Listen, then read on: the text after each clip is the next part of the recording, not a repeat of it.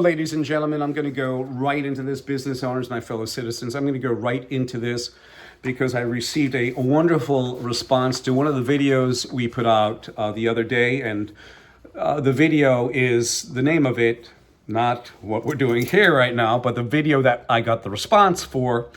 Now the DOJ, Department of Justice, is looking into Boeing door plug blowout. ANSI board member, which they are, corrupts investigation. This is a follow-up because I want to read that letter to you, ladies and gentlemen. Who sits on ANSI's board? The American National Standards Institute is a private, not-for-profit, non-governmental corporation, that has federal agencies and corporations on board. They've been around for a long time, 100 plus years. In 2018, both ANSI and ANAB, the American National Crediting Board, came together, and ANSI now owns ANAB 100%. In 2013, Daryl Guberman, gave a speech at the ASQ, American Society for Quality, who also is an ANSI member. There was a Region 3 director there, a Dave Levy, who at the end of everything said, Mr. Guberman, ANAB has no problem with what you're doing. In fact, we support you because I believed at that time, as I do to this day, 13 years later, dealing with the slings and arrows of Boeing's suppliers and all the rest of this mess, who said, Daryl, we wish we could use your certification, but Boeing is forcing us to use ANAB. And that's exactly what they said. And you will find down below in the description that Boeing is so entrenched with their accreditation body that is why quality is in the trash. Not at Boeing, not just at Boeing, but at Lockheed, at Pfizer, at Johnson & Johnson. I use those because they sit on ANSI's board, right over by the organizations that approve them, certify them. There's 7 different registrars on ANSI's board that use the ANAB logo, that of course some of them are used by those companies, suppliers, those companies themselves. When I was in plastic distribution, that's a bit of time ago, we got out to Boeing out in California. There was a branch out there. Somebody was doing subcontracting out there and said, in aerospace, they only accept TUV and DNV registrars. Well, that was the rumor that was out there, I guess. I have no clue. That's exactly what the woman said when we were dealing with them. We were selling G10 material, which is a fiberglass board material, different thicknesses. This video today is about DOJ investigates Boeing, who are both ANSI board members, which corrupts an impartial investigation. You can't make this up. And as I said, the data is down below this, and you will find it. And it is absolutely, without a doubt, disgusting. Let me read you this letter. This is based on now the DOJ is looking at a Boeing door plug blowout. ANSI board member corrupts investigation. My, oh my, years ago, I used to work in quality assurance and performed a lot of quality management audits and laboratory accreditation audits. This type of situation would have been an immediate red flag. Top management of the company being audited, having a management role in the accreditation body, absolutely not allowed. If I had discovered such a situation, I would have immediately terminated the audit because of it. How can a manufacturer like Boeing, in a regulated industry, i.e. the FAA, be allowed to basically regulate itself? That is blatantly self-serving and certainly not the intent of those who created the federal regulatory agency. That particular situation must be undone. How was this incestuous tangle of relationships allowed? More importantly, is there any reasonable type of undoing? I have been retired for a couple of decades. If I was still active, I would protest by calling the ASQ to cancel my CCT, my CQE, and my CQA certifications in protest.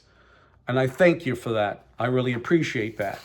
But you know something, ladies and gentlemen, I really have to show this to you because this is a big problem.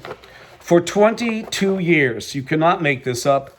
For 22 years, Boeing gave up, and it's a sadness, Boeing gave up certification to a piece of paper, an AS9100 cert that was accredited by ANSI ANAB because they sit on ANSI ANAB's board. For 22 years, don't let anybody kid you, they came out with a supplier bulletin, and here it is, that states an on-site Boeing survey/audit of suppliers' quality system if need be. Our preference is to deal with proven suppliers with excellent quality performance and not have to do on-site quality system surveys. They're not bringing, our news media is not bringing this to the forefront. How the hell do you feel about sitting on a plane that had parts that Boeing really never found out whether that part was manufactured in a garage or swamp, over by Lake Erie, whatever the heck it is, when it was at the polluted point in time. Remember Lake Erie? So how can we do this? Send us your certificate. Of course, send us your parts, and we don't have to send any more inspectors. Gives these guys over here performance bonuses, and they call it cost-cutting initiatives. Oy vey. The next is yes. They were made into a regulator. The FAA came in 2009 and said, regulator, do what you got to do. So when people talk about the MCAS system, when I read documents that are sent out to Senator Schumer and some others concerning the Ethiopian Air and Indonesian Air, Malaysian Air, whatever, when I hear these notes and they say, Boeing hoodwinked the FAA. No, they didn't. They are the FAA, ladies and gentlemen, they are. And let me read this to you. The system. Okay, first of all, the FAA increased authority of Boeing's commercial airplanes division to self-certify its own aircraft.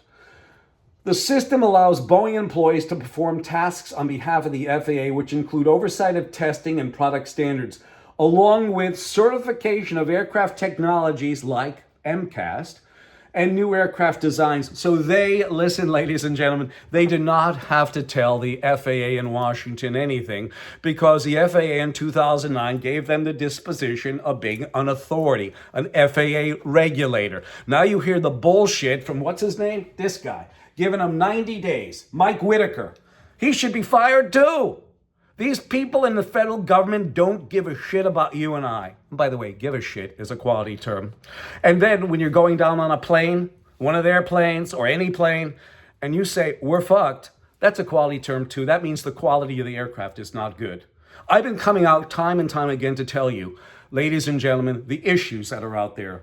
Our news media will report on a little girl having her cat caught up in a tree, but when they don't tell you that Boeing has not been doing their job for over 22 years with their suppliers and taking a piece of paper because they sit on the board of the accreditation body they use, that's what we call, as Patrick Shanahan said when he was Deputy Secretary of Defense, you'll find that article down below.